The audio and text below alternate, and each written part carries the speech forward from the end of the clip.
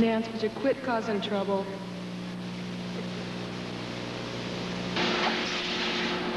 Well, let's see, what's an easy way to say it?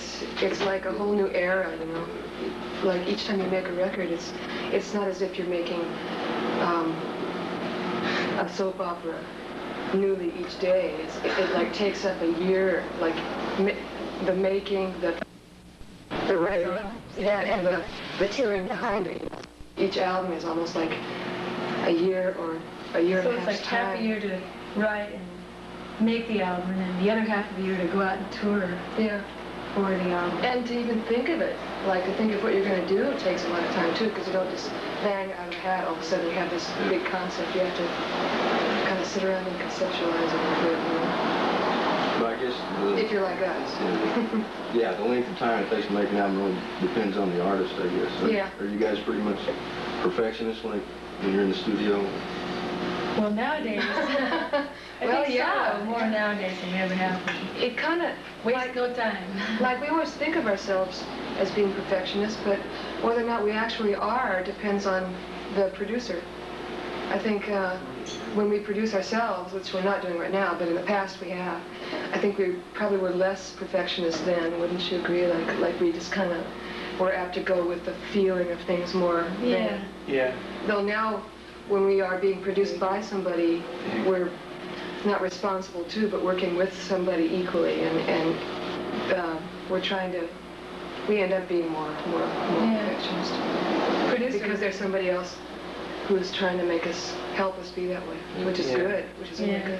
It's real hard though, because sometimes you play something you think it was great, and the producer goes, yeah, and he goes, pretty good, you know. It didn't move me or something, and so you just go ahead and you wonder, what is it, what do I need to do, you know, and sometimes what you do to get the producer to dig it is something that maybe you wouldn't dig yourself. Yeah. Anyway, it's weird because like, oh, it happens all the time. I go ahead and we do solos, and I like some of the solos, and then we get one, and we end up keeping one, and I go back and I watch the videotapes, and I see some of the ones that we didn't keep, and I go, Jesus, that one was really great. Yeah. I wish I had kept that one. So. Well, I think what that is that, like, you don't know what it is. Like, the reason why you work with a producer is that to get an objective opinion, you know. Like, sometimes artists like ourselves, tend to get too close to their work, and you need someone to kind of bounce off of. That's really true. That's why you get a producer, especially a good one, because a good producer is like an artist too. And they're hard to come by. Yeah. Good producers. So like you have to trust his opinion sometimes, you know, as what he thinks is gonna shows you off the best. So if you do a take, for instance, that you think is hotter, maybe he knows better in terms of like what other people like. Well, what's great about us right now with this guy Ron we're using as our producer. Ron Nevison. Yeah. He's got sort of a less musical experience and more. He thinks of it more like a fan.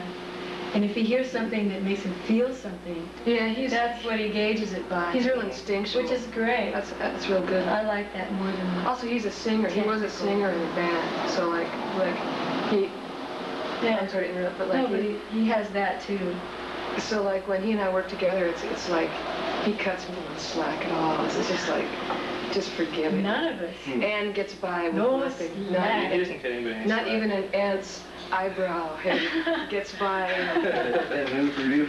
Yeah, pretty new. Yeah, we've been allowed to get pretty fat and happy with our situation. Yeah. You know, and we've been around for a while and had a lot of success. I've been around for a couple years. Got the chance to sit around and go, oh yeah, we're pretty good.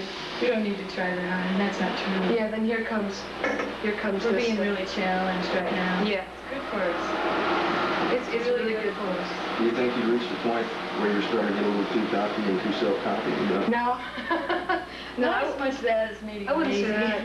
Yeah. Maybe more lazy. I don't think Heart's ever been cocky.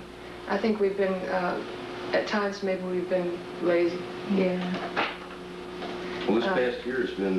maybe that's one and the same. In a weird yeah, that's probably true.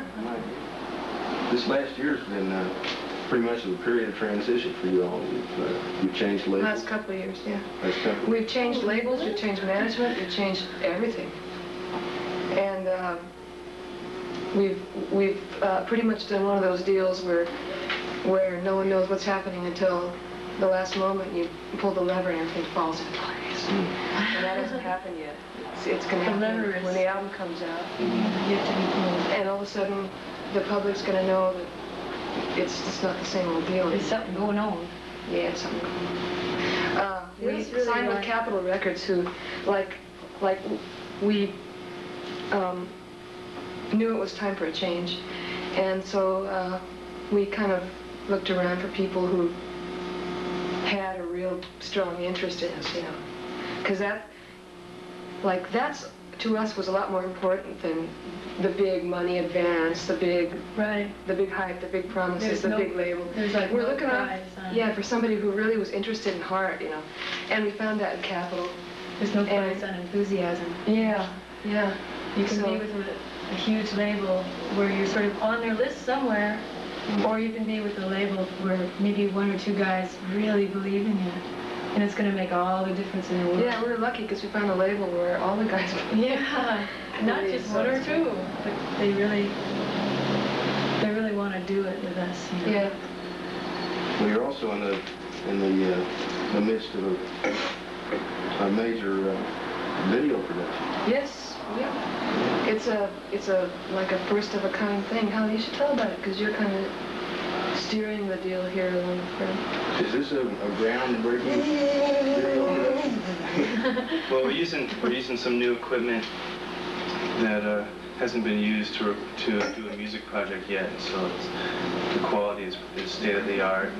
And basically what we're doing is just recording all the actual performances, every take of every song, the outtakes, the bad notes, the good notes, the real vocals, the real solos. And so when it's all done, we'll be able to show the person at home the band actually recording the music, you know, not just lip syncing to their record after they're done. Usually, you know, you finish your record and you go make a video. Let's say you're a great performer, but when you go to make a video, you have to be an actor acting as yourself. And to me, that always seemed kind of weird and uncomfortable. It's really hard. Here I am posing as myself playing a record that I just finished 2 weeks ago, and if you would have been here 2 weeks ago, you could have caught me actually playing it. Yeah. So I said, let's do that. Let's actually record the actual playing. It's great, though, because we've ended up getting a whole lot of real things that you never really get to see. And I don't think people really know what it's like to go into the studio day after day and the kinds of stuff. Like, for instance, what it sounds like to hear Anne singing in a room by herself without the track. No, yeah, I don't want anyone to hear it. Well, you know, I mean, that's the word. We're doing the whole thing the different takes of the vocal. Yeah. Didn't you know? No. Yeah. Or all the different ways she sings it each time, and rarities that happen just in the daily course. Well, I think the best thing about this is probably the rarities. Oh, yeah. You know, because, like, you can go on and on and on for hours and hours hearing us do take after take, and it's not that exciting to me. I think the ones that are really great are exciting, but the hours and hours and hours, you know. Some of the banter. The best stuff is between the banter and the rarities and all that. Or actually those lucky moments when they actually film us doing a take that gets kept, that's going to be on the record. That's the real one. That's mainly it, what you'll see. Yeah. You'll see the actual takes, you know, visually as well as hearing the performance. So. Yeah, and also I don't think there's been a thing done since maybe Let It Be, the Beatles movie, that's been done this openly. Like, I've seen Let It Be myself, and that was a picture of a band that was breaking up, you know, and it wasn't pleasant to watch. Like, if you love the Beatles, you watched it, but it wasn't that pleasant really to watch because it was kind of painful in a way. But this is great because the band is really the same type treatment, except the band is really tight and it's a happening thing rather than a disintegrating thing. So I think we're lucky. You can see that. Yeah, it's going to show. It's going to show. Plus, it'll give, you know, budding musicians a chance to see what it's really like for a professional band to record. And for the people who aren't even musicians, it'll probably be a complete eye-opener because they really probably have no idea what it's like to hear a song on the radio, and they have some idea that there's an orchestra and the guy sings it all at the same time and it's done in an hour. It's perfect in one day. They're going to see that it takes months and months of work every day. It's not all that glamorous. Would you cut for a second?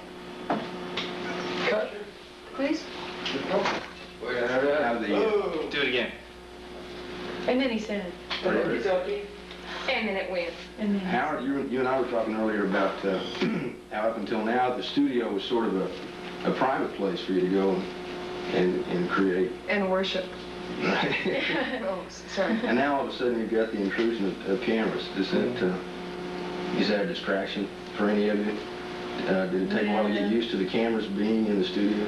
It's always hard to get used to. I love it myself. Do you? I guess Well, you guys go ahead first. there's always been, like, throughout this whole, it's been a long time now we've had these cameras around, right? Mm-hmm. So you obviously have to get used to it to some point. But the best times are when you forget that they're there. Right. No matter how much you want to just feel naturally, you almost can't until you really forget they're there. And there's a lot of those moments.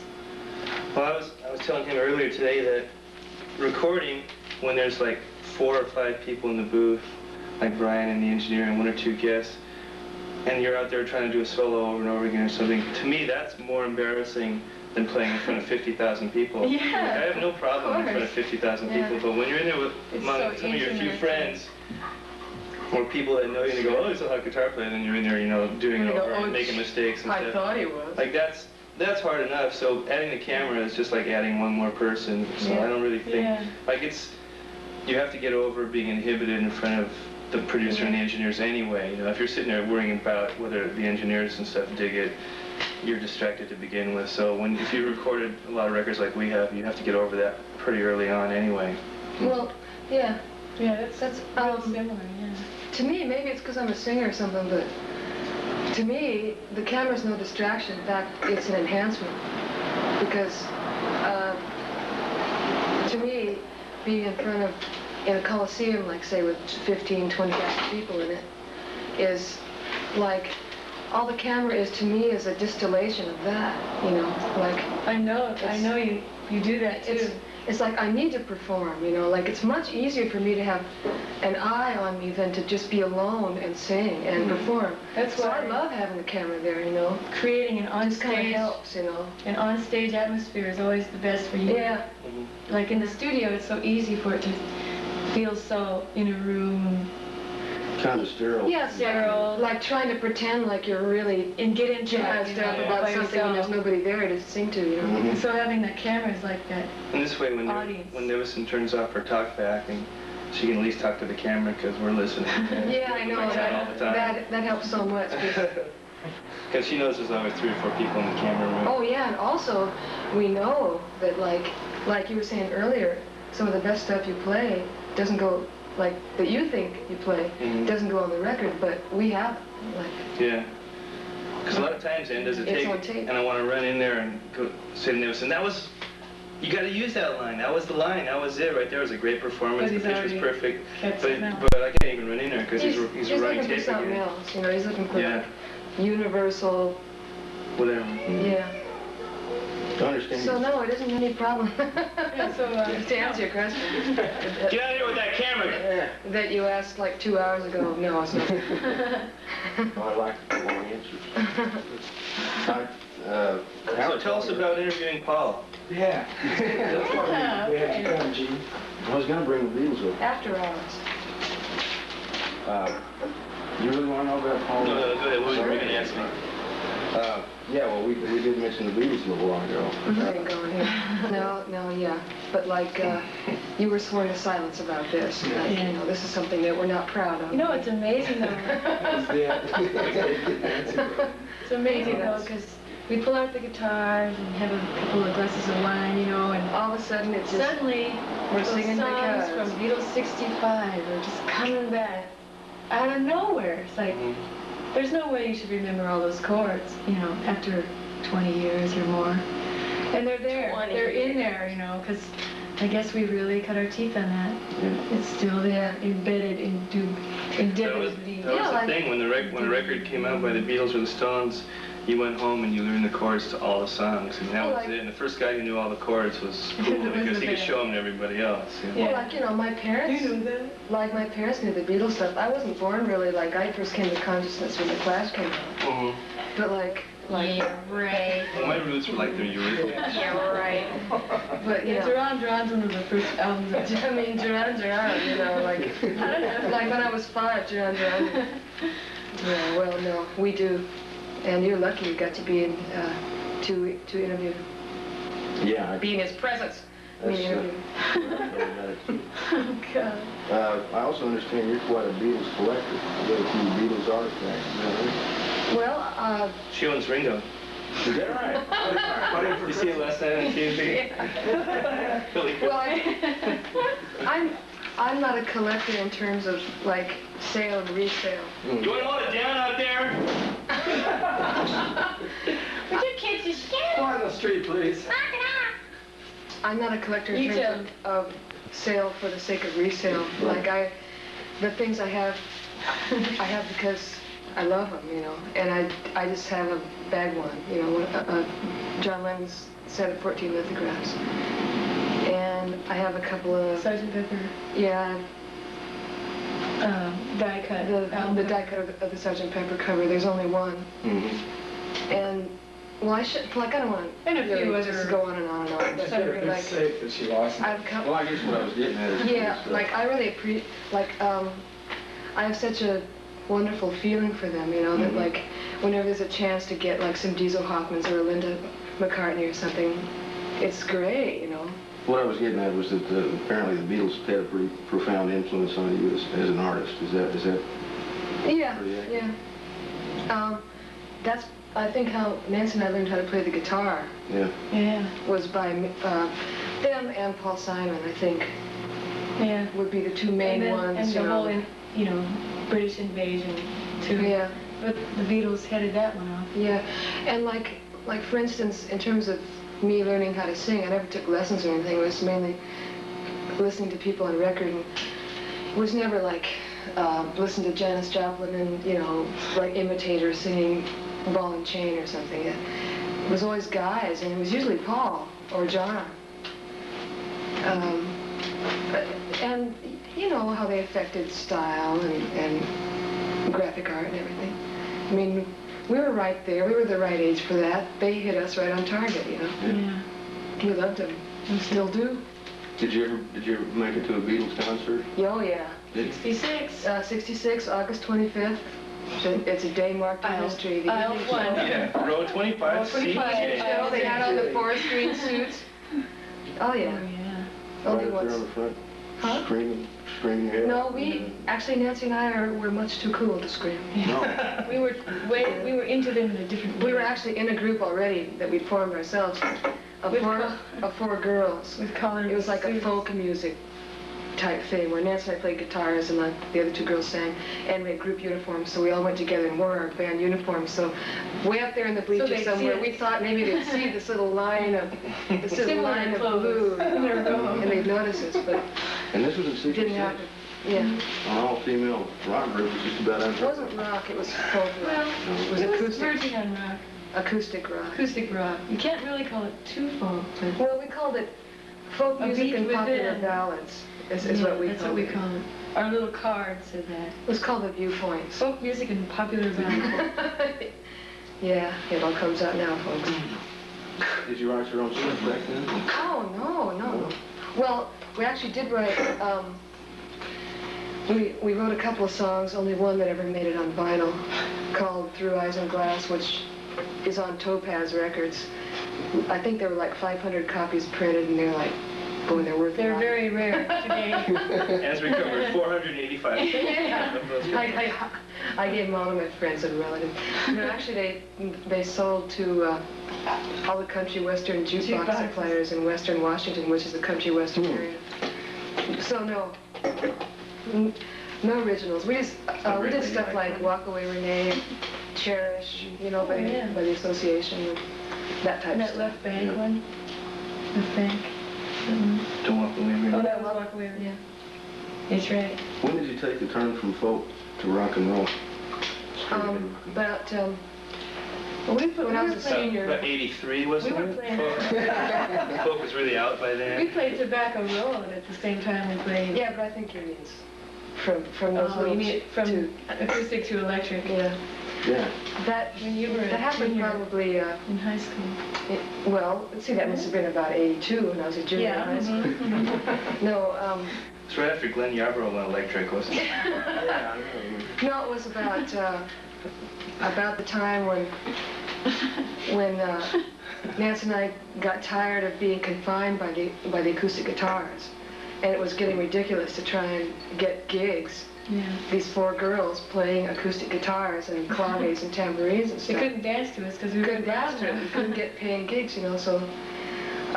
And she was still too young to be in a band, and I had just crossed over the barrier of being like 16, 17. So you can go and play in a band in a club. You just can't go, like during the breaks, you have to be in the back in the dressing room where there's no booze around. So I went into a band, split apart from Nance, and that was probably, you know, late 60s. Who were you listening to then? The You must have been Beatles. looking to someone. The Beatles, the Rolling Stones, the Moody Blues, the Paul Simon. The You Yardbirds, know, the Who, what, Yeah. what most kids listen Mostly to. the English guys. Yeah, Hendrix, all English, no women, you know. Cream. Except maybe Cream. Joni. No, I guess Joni Mitchell came later. Later. She's about the only female influence I think we've ever had that really stuck, you know. Mhm. But that Except was for more lyric. black women, except for like Aretha. Aretha. Yeah. Oh, yeah. Mom's amazing. We were way into the Motown even before the folk. We were into Ray Charles. Our mom was into Ray Charles. Yeah. We had all those records, too. Your mom was an R&B fan? Oh, yeah, well, Well, not heavily. She just and liked Judy reggae. Garland and a lot She of liked reggae, that's blues and those blues in the night and those kind Yeah. of records. But like as far as R&B went, we just liked whatever was a hit on the radio. Yeah. Like we weren't the type kids that were ahead of their time that like went and sought out, you know, Motown stuff. We just like. But it was there Yeah. anyway. It's like all the We Supreme wouldn't give stuff. ourselves more credit than that, you know. I like stuff like Supreme. Fontella Bass, you know, Mm-hmm. and We got heavily into that Marvin Gaye, Stubborn Kind Yeah. of Fella, you know, Oh, all yeah. that stuff was there too, all the same. I guess what we're saying is we had a million influences at the same time. Along with the Beatles, it was the Marvin Gaye and the Supremes, and it was yes, folk stuff too, and it was the new psychedelia, you know, it was all that stuff. the new psychedelic. The new recycled psychedelia. I got a question for both of you, but I'll let Nancy answer it first. Is it tough being in a band with your sister? How do you do it? No, it's easier. Is it? Especially... Well, never having been in one without your sister, how can Yes, I have. Yes, I have. I'm not I your have sister. too. I was in lots of groups Yeah, but, well, without my sister. But I'm sorry. too. sibling rivalry goes, here we go. No, but I think it's easier because, like, they had, like, I was in groups that were not necessarily rock type groups. I was in more, you know, acoustic rock groups until I joined Heart, which was, you know, they had already been in Heart for years by themselves as the one sole, you know, person. Gal. Only female in the group. And, like, I don't know how they ever did it, because by the time I joined, it went on the road. Wasn't that bad, actually. Oh! It- No, Well, but, Since you you know, joined, it's been hell. It's much better now. Okay, Well, you can't compare the two, you know. Like, no, I just it don't was know okay, what but now it's better. as far as, you know, having someone to talk to, that's what I'm Yeah. going to say, on the road, for instance, who's not a guy, it's like, saved my life many times to have them in the same group that I'm in. So Well, see, that's what I'm saying. see, Nancy and I never think of it in terms of gender. Like, we're the two women, you know. Like we just think of it in terms of being part of the band, you know. We're lucky that we're sisters and that we agree that we're not like fighting sisters.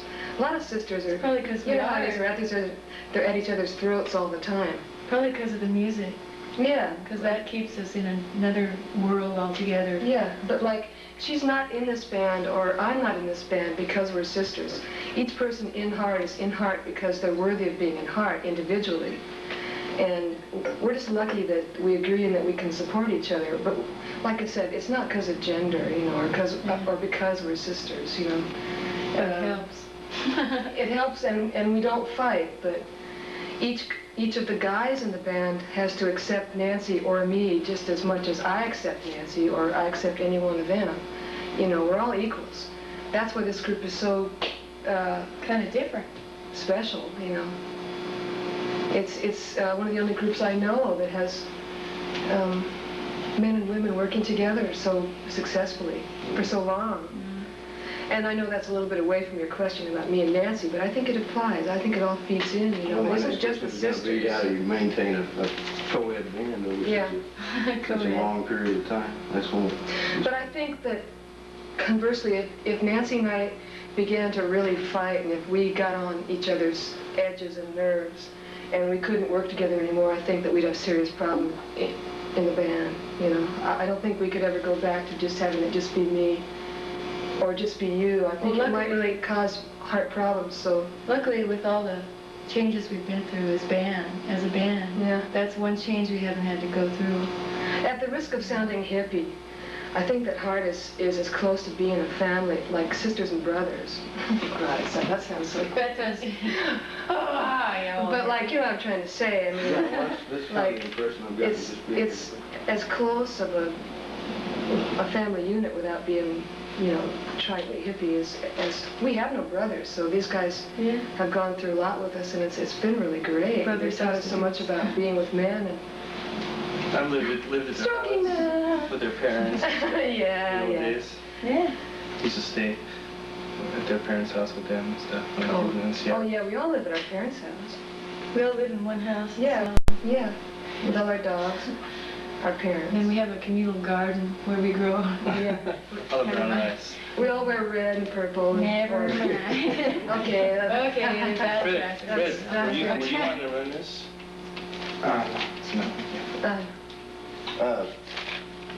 Pat was also telling me that you have 35 new songs to choose from for the next album. No, actually we have 65. No, we learned about 30 songs all in all. Really? We did? Yeah. Wow. Think of all the songs that aren't on the record. Yeah. Okay, yeah. And all the That's other true. outside ones that we learned. We used about half of the ones. We used about half the ones that we learned. Yeah. Yeah. Do you usually come to an album with that many songs ready to try? No, usually we bring about like 5 songs to the fire, and like 3 more are half done by the time we start to record. So this is like a first. Yeah. Well, where did this sudden burst of inspiration come from? Probably being hungry. Ron made us do it. Kind of in a spot, you know, these days where we have to really try a little harder. Also, for a lot of reasons, and it's good, and so we made a big intentional try. And there was that, but also But I think that like at the same time as that, we really had this burst of artistic inspiration that happened because we worked with the guys in the band rather than just you and me or you and me and Sue Ennis. Like we did that, but we also worked with the guys too. 5-way songs with and we worked with Holly Knight, who's another. She's a writer who's. You know, we have just met and become friends with and stuff. So there are a lot of different people working more on outside this. people. The guys, me and Nance and Sue Ennis and Holly Knight, and get a lot of songs that way, you know. And also we accepted a few outside songs too. We tried a bunch of songs out that were floating around. Any songs that are real familiar? No. No, songs that all new. have never been released. They're just available. No, there are no covers on this, you know, or no songs done by anybody else before. Is it predominantly electric on the album? Or have you made the final Okay. Oh, it's all electric. It's rock and roll. Like in fact, for a while we had a shortage of ballads. Oh, I thought you meant acoustic guitar wise. Yeah, I mean. I'm sorry. Is Well, it I'm working on that. acoustic this time? I'm working on a thing like that right now Yeah. to make sure that gets in there enough, because it's easy for that to get sort of pushed out, you know, when you're doing these particular songs. I think there needs to be one extra acoustic guitar bit somewhere in the sound Well, like she's that I'm working on now. Yeah, so. she's done a few really great things, and so has Howard. Like, it's not either or. It's like there are a few really rock songs that have like a mandolin in them, Yeah, we took off a lot of or the acoustic guitar like right in there, mixed in with the electric guitar, so it isn't like either or. You know? Yeah. That's true. Is there going to be a tour coming up right after the new album comes out? Maybe. Yeah, there is. Yes, there is. All depending on the album. Yeah, we don't want to really go out on tour Kind of wait and see. unless the album is like really. Do you like to tour? At all? You like anything? Do we? Sometimes. Well, yeah, like, yeah. It's just as great as it is hard, you know. You can't say you love it, but Yeah. you love it, but you hate it at the same time. Yeah. Like, The playing is what you love. The part on stage is great. The rest Yeah. of it, Rest was pretty trashy. Yeah, I was just gonna say, if you could only combine yeah. just the time Just on play. stage and just be on stage the whole time and not have all the hours of travel and Yeah. Yeah. tiredness and dragging into hotels and stupid hotel rooms and room service people and like all that thing. Not to put anybody down. If you work in room service, I'm sorry, I didn't mean it. But you're doing your job, you know. But like. But the stuff was late, and the limo was It was waiting, late, it was and we missed the terrible. plane, I'm telling you. But just like all the logistics are what make touring inhuman. And if you tour too long, it really does strip your soul. I mean, you come back and you're just empty. It takes you You're just a like shell. takes you months to come back to Yeah. a point of being able to be inspired enough to write songs or whatever. But Sometimes. on the other hand, a band that doesn't actually go out and perform live is not a real band. They're just a recording unit, I think. Right. You know. Yeah. Like, You gotta play. You gotta yeah. play. And to make a band be a real live thing, you know, you have to get out there and just. And it's fun. Like It's really fun. on the good nights, there's just nothing like it except Yeah. possibly something like lovemaking. You know, I don't know, or eating. Eating Yeah. food in Paris, right? Food, yeah. Food in Paris. Yeah. I don't mean to be so graphic, but I mean, I can't think of any other things that are that pleasurable. Yeah, right. Is this the longest break you've had from touring this past year? I mean, Yeah, well, it's been quite a while. Well, Yeah, we've been we took a year working off on it. once, so in 81 we took. Yeah, it didn't do us any good either. No, it didn't. It was a bad idea. Yeah. Yeah. I think that like Heart is essentially a live group. That's what we're trying to capture on this album. Yeah, on the record. Is the excitement that happens live. Exactly. So we can't stay off the road too long. Yeah, what other opportunities do you have to play live? Do you ever? TV, Clubs. club. Do you Yeah, do but that's club dates? But that's so rare, you know. Once in a while. Occasionally, just like we did a couple in Seattle. We played the Whiskey before it closed down. Yeah, we played the Whiskey in LA. Yeah, we played a That couple was nights just at like the for Forum. fun. It was just Yeah. like, let's spark the band because we were down there making a record, and like we felt like Doing something weird. let's spark, you know. Yeah. Do something else Get off the the vibes wall. going a little bit. Well, how did that feel? So I've heard some musicians say that's a totally different experience playing to a nice crowded club, but still a small, intimate atmosphere. Oh yeah, it's totally different. Every size room is a different feeling. Like can see playing the everybody. Superdome is totally different than playing a club, of course. Playing that club was great at the Whiskey because you could see every face Yeah. in there. It's so real intimate, fun. A and they lot all of familiar faces. Yeah, It was and they real all fun. knew all the words and stuff, and you know just how much. And they're right there and they're urging you on and Yeah. stuff. And it's There's you nothing can like hear what that. they say. Whereas like in the Superdome or the Astrodome or something, they're like 2 stories down and like you're going, are you there? You know, and they're like there's a huge screen up here where you can see yourself. You can't see them, but you can see yourself on a big screen. You know, so that's kind of more. The Publoplex, Yeah. the mega. The Centurion Municipal Publiplex. I know. Yeah. Well, let's get back to the video for a few minutes. What are you hoping for? What are you trying to achieve with this Well, video? Well, things. I think mainly total raw, overt sex. No, I think really we're trying to show the band as it is right now. Yeah. Just like not in a real, well, in all its forms. In its real dramatic costumed form, it's By that I mean in its theatrical form, also in it's like unmade up, just like day-to-day, everyday natural form, in our bad moods, in our great moods, in our being off, and in the moments when we're on, really on. Showing the whole picture. When the miracles happen and when it's just doldrums, like hoping to put a thing together that shows all that, you know. Yeah. I think it's a good idea. I don't think it's been done. And we're real lucky to have people with us that are interested enough in heart, that are behind heart enough to do it, to help us do it. Okay. Make it possible. You all started, I guess, a little bit before the video thing started to come in. Well before the video thing started to come in. But, Oh, yeah. you were there at the outset, and you made a few videos. We made a bunch of videos before A few it. videos. Oh, yeah. And, Even before MTV. Yeah. We did a bunch Yeah. of stuff. Yeah. Films, short films. We always said no thought to it was play the them way- then. It was just like back in the days before MTV when we were making videos. It was like they just used them to fill up time Specialty. between shows, like on cable. Yeah. Or if you were on the Midnight Special and you were too big Right. to go down and play on the show, you'd send Yeah. a clip. Yeah. Right. That was basically the thing, you know. The first couple times you'd go down and play, and then you get too big and you go, we can't just come and play, so here's a clip. Sorry. You know. We're playing at Joe's bar. Yeah, we'd be on tour. So this band started making clips so they could be on these shows without actually going. Come on, don't you want to guest host with Helen Ray? And that's how it started. They actually did They ask, wanted us to do that. well, that show Solid Gold, you know? Mhm. Like one time they asked me and Nance to, like, To guest host. to become the new guest hostesses, co-guest hostesses on that show. Like, that's how much misunderstood we are by Hollywood sometimes.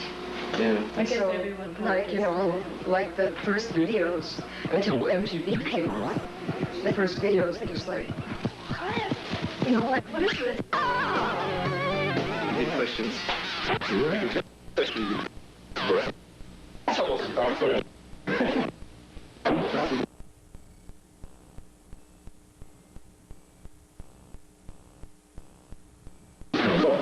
Turning it better. And it's come out better. Cool.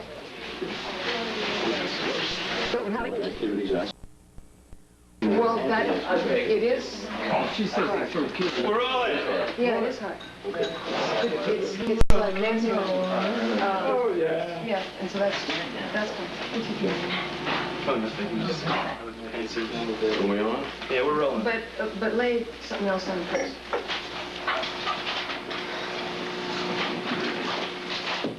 So we's back and we's beautiful. We's live. And this is Dee's. My favorite color is blue. Candid camera. Okay, sit. How does the creative process work with you all? I noticed various combinations of songwriting credits on a lot of your stuff, so. That's a real, like, that would probably take about 5 hours to answer thoroughly, but I guess it's every which way. Yeah, Yeah. all kind of way. Which way but loose. Every way Yeah. we can. what? Oh, yeah. Is that good? Hamburgers? No. No. That's the sort of. This is an old lot of fun. Okay, we're rolling. Thank you. That was the show with the gigantic hamburger that opened up, right? No, that's ELO. ELO. That's About the same thing. BLO. BLT. Oh, you thought you were gonna back up ELO. No, Oh, it's BTO. BTO. Oh. No, with the big Bamberger on stage. ELP. Yeah, okay. Okay. We were talking about the creative process. I was Yeah. wondering what that was like with you all, because I've noticed various combinations of songwriting credits Yeah. among the members of the group. Well, on this record, well, Hart always does it in every, usually we do it mainly, in the past we've done it mainly with Sue Ennis and Nancy and I writing most all of the stuff. And, or with the band. With the guys, Guys. Howard, Mark and Denny, and Nancy and Sue and I. Right. This time, we've done it more ways than that. We've included other people's outside material, just by other people, you know. Or And more we like- wrote with Holly Knight on a couple of songs. Plus the entire band all at the same time. Yeah, Instead of a jam that the three guys had yeah. that we took and put lyrics to later, we all got together. So we do it. Film the dog So fight. we do it like, you know, every way possible. Yeah. And like, I think why it's worked so well this time in terms of getting so many songs is that we've been more open. And like, The outside. you still get to work with Sue, you know, who's a great songwriter in her own right, even without us. But with us, it's like great. And then with the guys too, you know, it's like a whole nother thing. With Holly, it's a whole nother thing, you know. So we got all these songs. So to answer your question, we just do it every single way. Which way we possibly With each can. different combination of people, you do songwriting a different It's way. more inspiring too to try new ways to write songs. You know, because you can get into a groove, into your own way of doing it that might become limiting after a while. Yeah. So it's good to expose ourselves to, you know. It still sounds ways. like the good old heart sound, you know, like we make sure that New, improved, you know. like one thing that we all really care about is that we don't become trendy, you know, that like we don't try and jump on some kind of 80s bandwagon and go, well, imitate you know, some like, trendy yeah, new thing. it's always going to sound like Heart, but just Heart evolved. Like, that's important, you know, because we're not some kind of box of soap There's a lot of that songs. gets changed every year. This is a real living organism. I mean, Heart always has been. There's a lot of songs. That's where we gradually evolve. And Like even a lot of songs that we've heard that potentially we could do for our own album that we really, really liked. We ultimately had to choose, well, is this a Heart song or not? You know, even if we really love the song, maybe it's not really a Heart song. yeah. And even that, you know, there's an identity to this group that's sort of in its own category. Yeah, even some of the songs we wrote ourselves. Yeah, even some of our own. Like writing. we couldn't use because they didn't work out right with the band. And so those songs, like there's one song in particular we wrote that I think, Which one? well, Break the Rock. Oh, really? Yeah, we're going to offer it to Joan Jett and see if she wants it. Oh, She might not, you know, she might say no. But I think it'd be great for her. But not for Heart. It's not a I Heart. don't think so. Well, I don't think so. Me and Anna Sue sat down and said, let's just write a total heavy metal song just for fun. Yeah. And it turned out like pretty great, you know? It's a pure heavy metal It's song. really a great song, but it's not a hard song. So like, we're gonna call her up and like see if she wants it, and if she doesn't, heck, flipping heck, you know, we'll see. Flamin' Fooey. Yeah. Flamin' Flamin' fooey. Fooey. Yeah, right. Like there's a lot more where that came from, but the point is that we just wrote a whole bunch of different ways. with whole- Reams and reams Yeah. of songs. Yeah. Does anybody specialize in lyrics while the other specializes in the...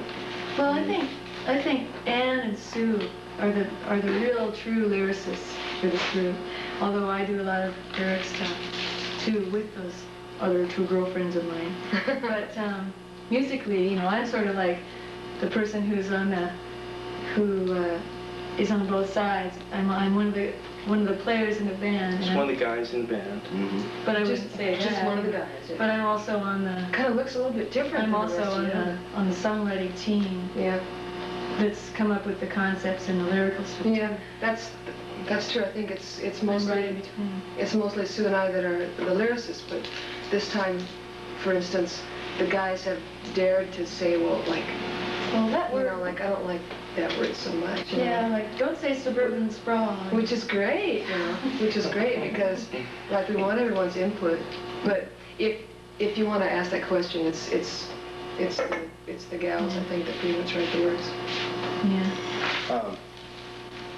Do your musical tastes pretty much coincide? I mean, do you have pretty much the same musical taste? or- Like today. Speaking about today, or Today or As tomorrow? the you mean the As whole my One band? another, I think. Yeah, between you two. Well, between Ann and that's- Nancy Wilson. Oh, yeah. Are your influences different? Do you have different... what you mean? What we listen to, or what Yeah, what you listen to There's a- and what influences you? No, they aren't that the same. They aren't that much the Yeah, same. there's a big cross section of stuff we both love. But then I tend to go more left field, and being more of a player, I think more in terms of like what's interesting to me is something musical. I think she likes more progressive type stuff Well, than I do. Yeah, Ann likes funky stuff, more Yeah. R&B and stuff. Yeah. But I also like stuff like singers, like a real chorus, you know. Yeah, like if there's not a vocal in it, If there's a real hot she doesn't want singer, to hear it, you know? like I tend to really just flip, you know, like Paul Young or like when The Wall came out, you know, or like that type of stuff. It's just like human, you know. Not to say that you don't like human stuff, but I mean, no. I think I go for the more We sort usually of, like most of the same stuff, but then there's an area that you get way simpler and more kind of commercial in your taste. yeah. And there's that other area where I go more like towards Peter Gabriel or something more experimental. Yeah. Not jazz, but more experimental modern rock, you know.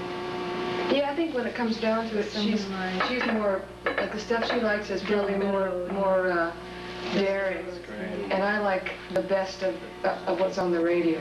The best of what's on the radio. Yeah. Not just everything, you know, but like... But that's good, because we bring kind of both things to each other's Yeah. writing and stuff. It's always been that way. Yeah. Nancy, what's the most autobiographical song that you've ever written? Have you ever written a song where you really put your heart out on your sleeve and just... You mean one that I wrote by myself? Yeah. Well, most of them are like that, the ones I wrote by myself. Snowball. No. Yeah, I probably have a problem with writing songs like that, huh? Really bare your soul? The ones No, that, you yeah, the don't. ones All that your I songs write are. by myself really go, boo, you know, they really talk about me and stuff. I guess they're all a lot like that, you know. Let's talk about me. Let's talk about me. What about you, Ann? Have you ever written a song like that? You really... Yeah, there's one called Sweet Darling. Perfect Stranger. Yeah, but I think Sweet Darling was more autobiographical. What was happening to me in my life at the time. I'm in trouble. Once you take a song like that and get it down, once you write a song like that and put it together with the band and then lay it down on tape for all time, does that sort of purge whatever that is, you know? No, I wish it did, man. That'd be good. Well, it helps. Yeah. It helps, though. No, like I don't know that, maybe for some people it could. But if there's, what helps to purge it more is being on stage and doing it, like every night. Like what really helps, I suppose that being, like I'm lucky because being a rock singer on the road, you get to go on stage every night and just yell your head off. You just, Well, it's prime old time again. It's prime old time again. It is very much like that, It's you know, primal. where every night you get to get up there and just like, if you're a screamer, Players, which I too. guess I kind of am. Players, too, though. Get it all out of your You get to system. go, you have to have so much Yeah, but like volume. Like you guys get to That's actually just like physically Physically. just scream your head off, you know. Yeah, I know. There's I know a big difference. it's too. the same, but it's I pretty- guess that's what helps me purge more than just getting it on vinyl. But there certainly is a feeling of deliverance once it's down on tape. Well, I'm kind of disappointed when it's down on tape because I'll never get to Yeah. sing it that carefully again. But it's also that feeling of, okay, it's captured, some, you know. Yeah. There's also that kind of satisfaction when you've made a painting and it's almost Yeah. finished, you know. Sometimes it bugs me. I've been doing a couple solos, and Ron will take he likes Your my favorite first or ones couple. out there. No, he takes the first Takes one or the guide two. one. He takes the first one or two that I do, and he says, "Oh, the first couple you do are always the best ones." I go, "Oh, I'm not. I want to have Not some warmed more up fun, you know. Let me play it for half an hour. It's fun to do. You know, if you take the first one, That's I don't get to exactly play it what I mean. anymore. You know, it's gone." Yeah, Yeah, it's just right. like that's the end of the experience. Sometimes you don't want to get it right away because it's fun to do, Yeah. but you do want to get it. You still get to do it all year live anyway, so. Yeah. However you want. Are there any hard songs from the early albums that you'd like to take another crack at? What, you mean re-recording? Yeah. Yeah, I would. Oh, yeah. Of What course. are some of those?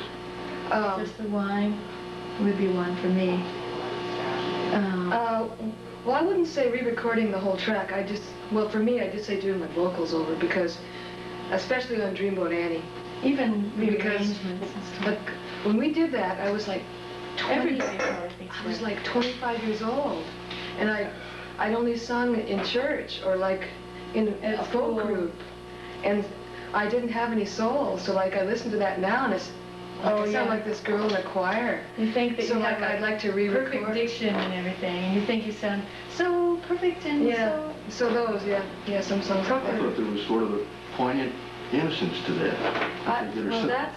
Yeah, I know. That was meant I know. to be at the time. Yeah. Actually, Ron's making you almost get back to that in a way. I know he is. Now. I know he is, and it's hard. For the right songs, you know.